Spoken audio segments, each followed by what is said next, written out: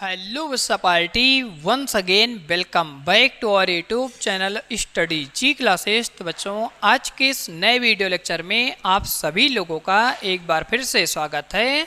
तो बच्चों आज के इस नए वीडियो लेक्चर में यहाँ पर बच्चों हम अध्ययन करने वाले हैं एक और इम्पॉर्टेंट टॉपिक के बारे में, जिस टॉपिक का नाम बच्चों यहाँ पे लिखा गया है श्रेणी क्रम संयोजन। तो बच्चों ये हमारा आज का सबसे इम्पॉर्टेंट टॉपिक होने वाला है। इस टॉपिक की शुरुआत बच्चों यहाँ पर हम जीरो लेवल से लेकर के एडवांस लेवल तक आप सभी लोग को अच्छी तरह से इस टॉपिक के हर एक बेसिक पॉइंट, हर एक बेसिक कंसेप्ट के बारे में बताने और समझाने वाले हैं। तो बच्चों अगर आप सभी लोग को आज की वीडियो पसंद आती है तो इस वीडियो को लाइक, शेयर और सब्सक्राइब जरूर करिएगा और अपने दोस्तों के साथ में इस वीडियो लेक्चर को ज़्यादा से ज़्यादा शेयर करिएगा। तो बच्चों अब हम इस टॉपिक के अंदर में सबसे पहले बच्चों यहाँ पर हम अध्ययन करने वाले हैं श्रेणी क्रम संयोजन के बारे में। तो बच्चों यहाँ पर आप सभी लोग अच्छी तरह जानते हैं कि जो हमारा श्रेणी क्रम संयोजन होता है इसके अंदर में जो हमारा आवेश होता है, आवेश का मान नियत होता है और इस केस में जो हमारा वैद्युत भी होता है भी, उस भी का मान बच्चों यहाँ पर परिवर्तित होता रहता है और इस केस में जो हमारी उत्पन्न होने वाली धारिता होती है उस धारिता का मान बच्चों यहाँ पर कम हो जाता है। तो इस प्रकार के जो हमारे संयोजन होते हैं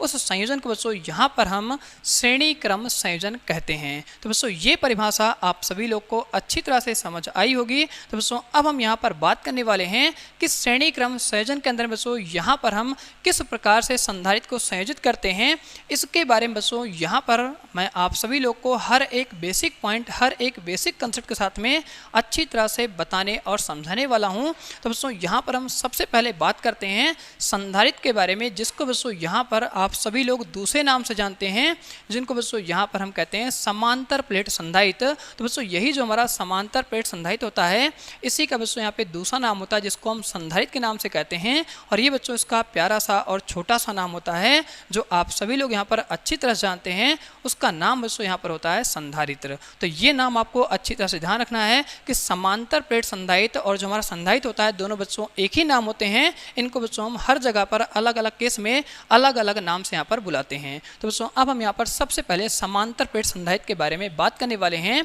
तो बच्चों यहाँ पर आप सभी लोग जानते हैं ये जो हमारा फिगर होता है इसी फिगर को बच्चों हम क्या कहते हैं, समांतर प्लेट संधारित्र का फिगर कहते हैं। तो बच्चों यहाँ पर आप सभी लोग अच्छी तरह जानते हैं कि यहाँ पर हमारी दो प्लेट होती है, इसे बच्चों हम प्लेट नंबर ए कहते हैं और इसे बच्चों यहाँ पर हम प्लेट नंबर बी कहते हैं। तो यहाँ पर बच्चों आप सभी लोग अच्छी तरह जानते हैं कि प्लेट ए पर जो हमारा आवेश होता है वो प्लस का क्यू आवेश होता है। ठीक इसी प्रकार से प्लेट बी पर जो हमारा आवेश होता है वो माइनस का क्यू आवेश होता है। तो ये जो हमारा फिगर बन के तैयार होता है इसी फिगर को बच्चों यहाँ पर हम समांतर प्लेट संधारित्र का फिगर कहते हैं और इसी को बच्चों यहाँ पर हम प्यार से बुलाते हैं संधारित्र के नाम से। तो यहाँ पर आपको ये कंसेप्ट अच्छी तरह समझ आएगा।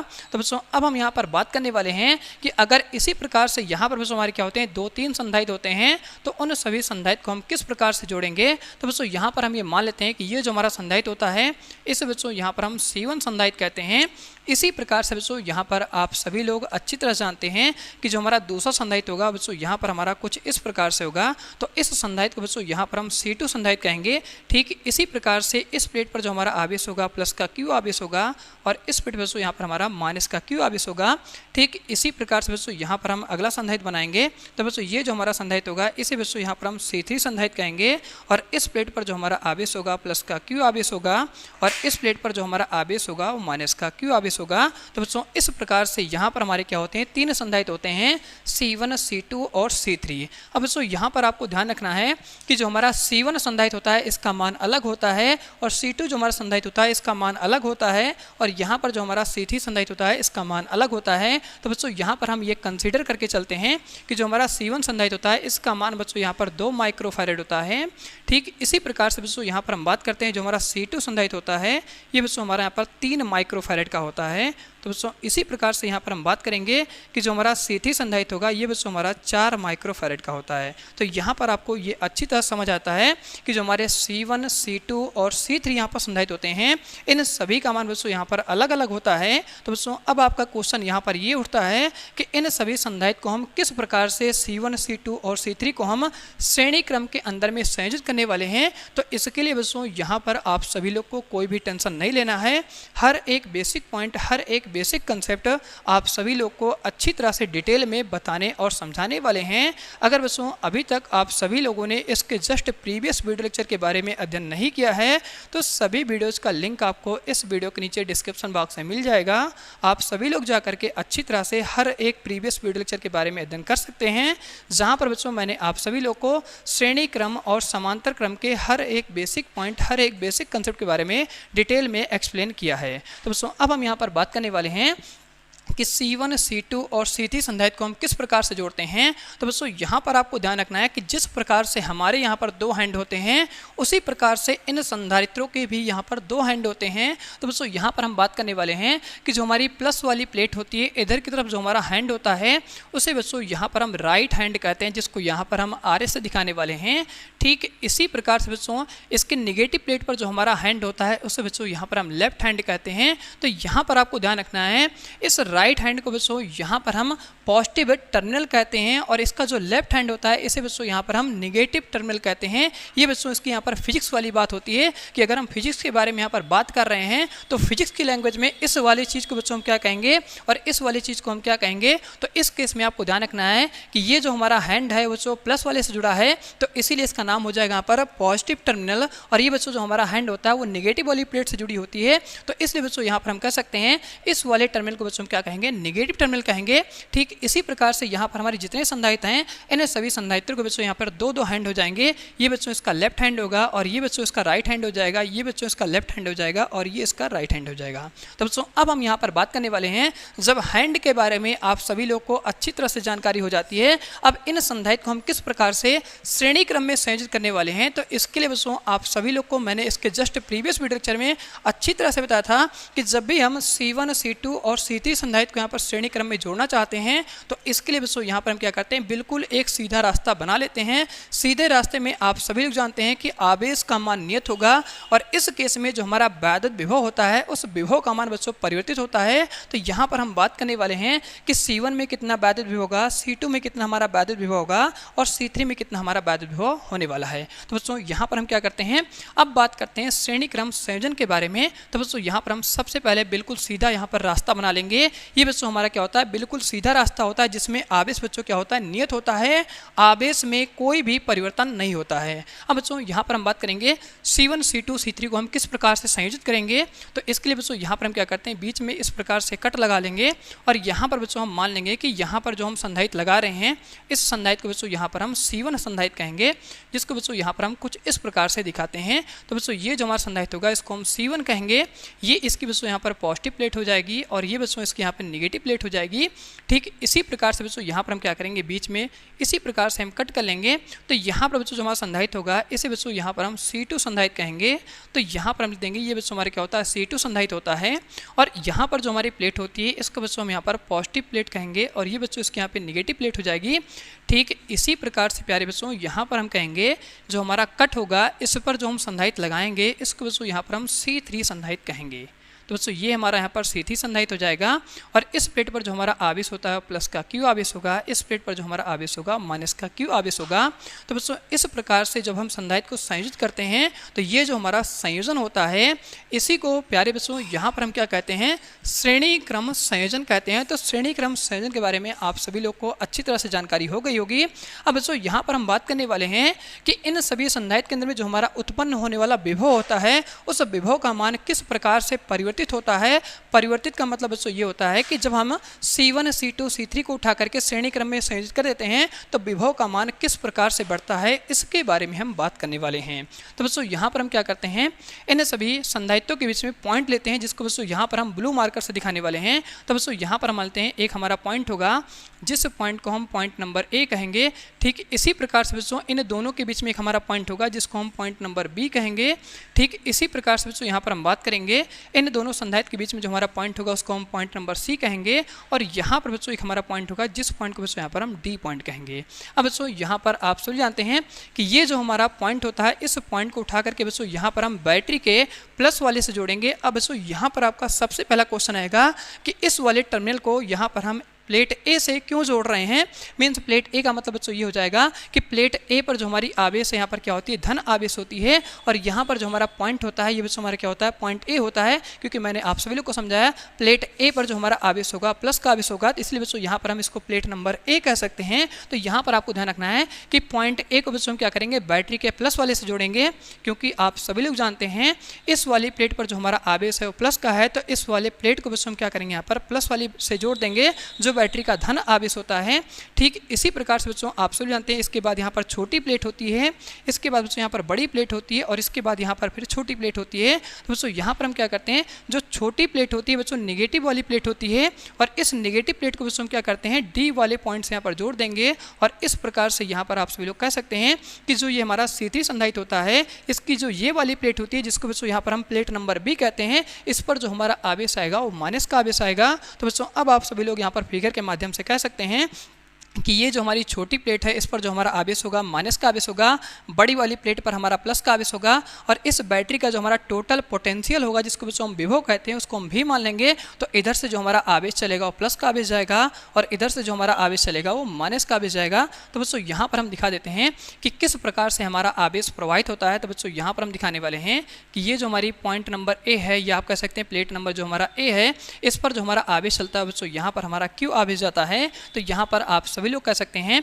C1 के बीच में जो हमारा यहाँ पर आवेश होगा इस आवेश का मान नियत रहेगा, तो इन प्लेटों के बीच में जो हमारा टोटल आवेश होगा उसको बच्चों यहाँ पर हम Q मान लेंगे, और यहाँ पर बच्चों हमारा आवेश Q होगा, और यहाँ पर हमारा क्या होगा, आवेश Q होगा। तो इस केस में आप सभी लोग जानते हैं ये जो हमारा पोटेंशियल होता है बच्चों आपस में बढ़ जाता है, और आप सभी लोग जानते हैं ये जो हमारे पॉइंट हैं A B C D, इन सभी पॉइंटों को बच्चों हमने क्या किया है, आपस में एक दूसरे से कनेक्ट कर रखा है। जहाँ पर बच्चों आप सभी लोग कहते हैं जो हमारा C1 संधारित्र होता है इसकी जो नेगेटिव प्लेट होती है वो C2 संधारित्र के पॉजिटिव प्लेट से जुड़ती है। ठीक इसी प्रकार से बच्चों यहाँ पर आप सभी लोग कह सकते हैं जो हमारा C2 संधारित्र होता है इसकी जो नेगेटिव प्लेट होती है वो C3 संधारित्र के पॉजिटिव प्लेट से जुड़ जाती है। तो इस केस में इनके बीच में जो हमारे बिंदु होते हैं, बिंदु A B C और D, इनको बच्चों हम क्या कहते हैं, जंक्शन पॉइंट कहते हैं, जिसको बच्चों हिंदी में हम क्या कहते हैं, संधि बिंदु कहते हैं। संधि बिंदु के बारे में आप सभी लोग अगले चैप्टर में अध्ययन करने वाले हैं, जहाँ पर बच्चों मैं आप सभी लोग को डिटेल में अच्छी तरह से बताने वाला हूँ किरचॉफ लॉ के बारे में। जब आप सभी लोग किरचॉफ लॉ के बारे में अध्ययन करेंगे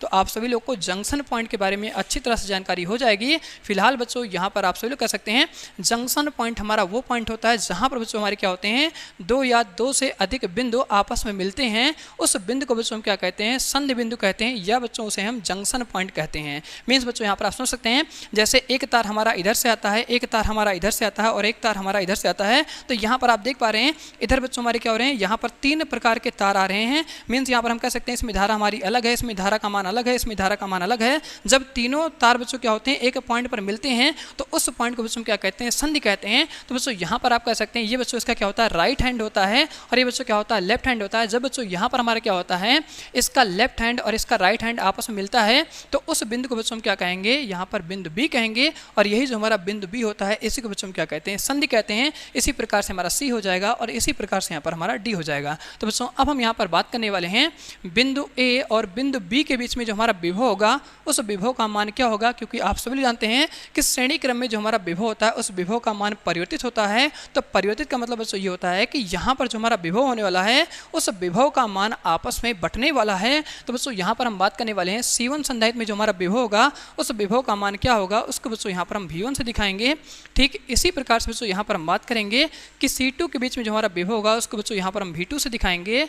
और यहाँ पर बच्चों हम बात करने वाले वाले हैं C3 जो हमारा संधारित होता है, इनके बीच में जो हमारा विभव होगा उसका मान बच्चों यहाँ पर हमारा V3 हो जाएगा। तो बच्चों यहाँ पर आप सभी लोग अच्छी तरह जानते हैं कि जो हमारा V1, V2, V3 होता है, अगर हम इन तीनों विभव को आपस में जोड़ लेंगे तो नेट पोटेंशियल V के बराबर आ जाएगा। तो बच्चों अब हम यहाँ पर क्या करते हैं, इस फिगर के बाद में इसके डेरिवेशन के बारे में आपको बताने वाले हैं, जहाँ पर बच्चों आप सभी लोग अच्छी तरह जानते हैं कि जो हमारा श्रेणी क्रम का यहाँ पर सूत्र होता है बच्चों, यहाँ से आपका चलता है 1/c = 1/c1 प्लस बच्चों यहाँ पर हमारा होता है 1/c2 प्लस बच्चों यहाँ पर हमारा क्या होता है 1/c3 होता है। इस फार्मूले के डेरिवेशन के बारे में आप सभी लोग को बताने वाले हैं कि ये फार्मूला बच्चों हमारा कहाँ से और किस प्रकार से आया हुआ है। तो इसके लिए बच्चों यहाँ पर हम सबसे पहले बात करने वाले हैं धारिता के सूत्र के बारे में। तो बच्चों यहाँ पर आप सभी लोग अच्छी तरह जानते हैं कि जो हमारा धारिता का सूत्र होता है वो बच्चों यहाँ पर हमारा होता है C = Q/V होता है। तो उसी फार्मूले का हम यहाँ पर यूज़ करने वाले हैं। अब बच्चों आपको सबसे पहले यहाँ पे कंसेप्ट सीखना है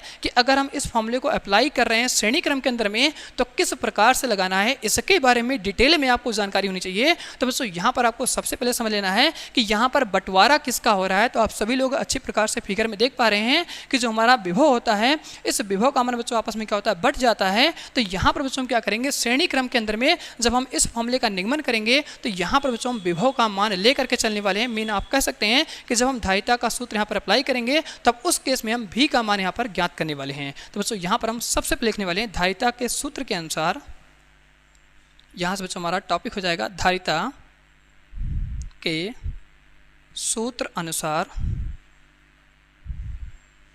यहाँ पर बच्चों आप सभी लोग अच्छी तरह से धारिता के सूत्र के बारे में जानते हैं। Q = बच्चों यहाँ से हमारा फॉर्मूला होता है C × V होता है। अब यहाँ से बच्चों हम क्या करेंगे, V का मान निकालेंगे, क्योंकि आप सभी लोग फिगर में अच्छी प्रकार से देख पा रहे हैं कि जो हमारा नेट विभव होता है, इसी विभव का मान बच्चों यहाँ पर क्या हो रहा है, बट रहा है, जिसको हम V1, V2 और V3 दिखाते हैं। तो इस केस में हम क्या करते हैं, यहाँ पर विभव का मान ज्ञात करेंगे कि C1 संधारित के अंदर में V1 का मान कितना होगा, C2 संधारित के अंदर में V2 का मान कितना होगा और C3 संधारित के अंदर में V3 का मान कितना होगा। तो जिसका मान बच्चों यहाँ पर बट रहा है उसी का मान यहाँ पर हम ज्ञात करने वाले हैं। तो बच्चों यहाँ पर हम क्या करेंगे, इस फॉर्मूले के माध्यम से सबसे पहले हम नेट विभव का मान ज्ञात करेंगे। तो बच्चों यहाँ पर आप सभी लोग जानते हैं V को बच्चों यहाँ पे हम रोक लेंगे, तो यहाँ पर हमारा V इस प्रकार से रुक जाएगा और यहाँ पर बच्चों आप सभी लोग को नेट विभव का मान मिल जाएगा, जिसका मान बच्चों यहाँ पर आपको मिलेगा Q/C। तो बच्चों ये हमारा क्या होता है, इस बैटरी का नेट विभव होता है, जिसको बच्चों यहाँ पर हमने कुछ इस प्रकार से ज्ञात किया। इसी फॉर्मूले का यूज करके बच्चों यहाँ पर हम ज्ञात करने वाले हैं कि जो हमारा C1, C2 और C3 संधारित होता है, इनके बीच में जो हमारा विभव है V1, V2, V3, इनका मान हम क्या करेंगे बच्चों, इसी फॉर्मूले के माध्यम से ज्ञात करने वाले हैं। तो बच्चों यहाँ पर हम लिखने वाले हैं उसी प्रकार से V1 कामा बच्चों यहाँ से मिल जाएगा V2 तथा V3 का मान। तो बच्चों यही हम यहाँ पे फॉर्मूला अप्लाई करने वाले हैं, जहाँ पर हमारा V होगा, इसकी जगह बच्चों यहाँ पे लिख देंगे V1 = यहाँ से आपका फॉर्मूला हो जाएगा Q बटे बच्चों यहाँ से हमारा जाएगा C1। तो बच्चों यहाँ पर आप सभी जानते हैं कि जो हमारा C1 संधारित है, इन सभी संधारित्यों के अंदर में जो हमारा आवेश होता है, आवेश का मान नियत रहेगा, आवेश के मान में कोई चेंज नहीं होगा। तो यहाँ पर बच्चों हम क्या करेंगे, इस आवेश को बिल्कुल फिक्स रखेंगे। तो इस केस में जो हमारी धारिता होती है C1, C2, C3, इनका मान बच्चों क्या होगा, विभव के अनुसार आपस में चेंज हो जाएगा। तो बच्चों यहाँ पर लिखेंगे V1 = हमारा फॉर्मूला हो जाएगा Q/C1। इसी प्रकार से बच्चों यहाँ पर हम कह देंगे कि जो हमारा V2 यहाँ पर विभव होगा, इसका मान बच्चों यहाँ पर आपको मिल जाएगा Q बटे बच्चों यहाँ से आपको मिल जाएगा C2। इसी प्रकार से बच्चों यहाँ पर हम बात करेंगे कि V3 का अगर हम मान निकालेंगे तो V3 = हमारा फॉर्मूला हो जाएगा Q/ बच्चों यहाँ से हो जाएगा C3। तो बच्चों यहाँ पर आप इस फॉर्मूले का यूज़ करके अच्छी तरह से V1, V2 और V3 का मान ज्ञात कर लेते हैं। तो बच्चों अब हम यहाँ पर बात करने वाले हैं कि जो हमारा नेट विभव होता है V, इसका मान बच्चों क्या होगा, V1, V2 और V3 के योगफल के बराबर होगा। तो बच्चों यहाँ पर हम लिखने वाले हैं कि जो हमारा नेट विभव होता है उसको बच्चों हम V से दिखाएंगे। इस विभव का मान बच्चों आप सभी लोग जान रहे हैं कि यही तो हमारा विभव है जो आपस में 3 भाग में खंडित हो रहा है। तो अगर हम इन तीनों को आपस में जोड़ लेंगे तो बच्चों हमारा क्या हो जाएगा, V के बराबर हो जाएगा। तो बच्चों यहाँ पर लिखेंगे V = हमारा फॉर्मूला हो जाएगा V1 + V2 + यहाँ पर V3। नहीं तो बच्चों आपको यहाँ पर यह कंसेप्ट ध्यान रखना है कि अगर हम किसी भी चीज़ का नेट निकालते हैं कि टोटल कितना होगा, तो उस केस में बच्चों हम क्या करते हैं, सभी चीज़ों का आपस में योगफल कर लेते हैं।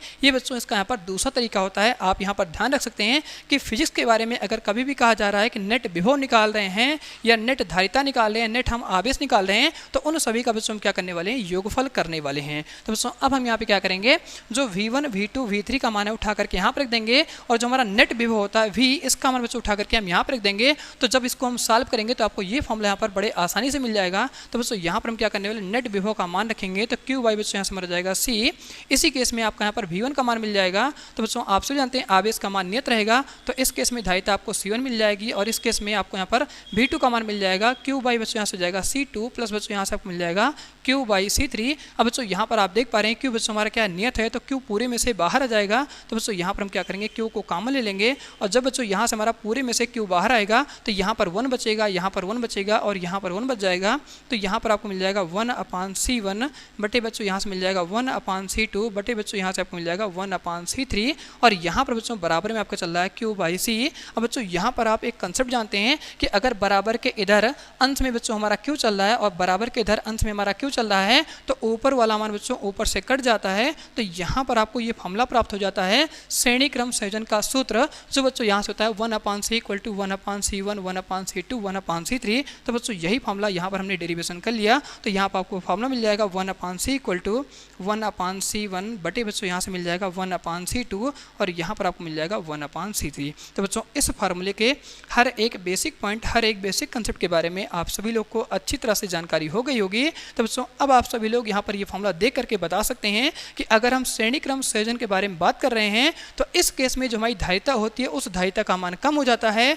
कैसे कम होगा, तो बच्चों यहाँ पर आप इस फॉर्मूले के माध्यम से कह सकते हैं कि जो हमारा C1 C2 C3 है ये बच्चों क्या होता है 1 के विभाजित में होता है। तो इस केस में अगर C1 C2 C3 किसी के विभाजित में होगा तो उस केस में जो इन प्लेटों के बीच में उत्पन्न होने वाली धारिता होती है उस धारिता का मान कम हो जाएगा। तो बच्चों ये जो हमारा संयोजन होता है इसी संयोजन को बच्चों क्या कहते हैं, श्रेणी क्रम का संयोजन कहते हैं। तो बच्चों अगर आप सभी लोग को आज की वीडियो पसंद आई हो तो इस वीडियो को लाइक शेयर और सब्सक्राइब जरूर करिएगा और अपने दोस्तों के साथ में इस वीडियो लेक्चर को ज़्यादा से ज़्यादा शेयर करिएगा। तो इसी के साथ बच्चों आज का वीडियो हम इसी पे एंड करते हैं। अब मिलते हैं आप सभी लोगों से बहुत जल्द अगले वीडियो लेक्चर के साथ में। तब तक आप सभी लोग पढ़ते रहिए और मस्त रहिए। तो बच्चों अब हम मुलाकात करेंगे बहुत जल्द आप सभी लोगों के साथ में नेक्स्ट वीडियो लेक्चर के साथ में।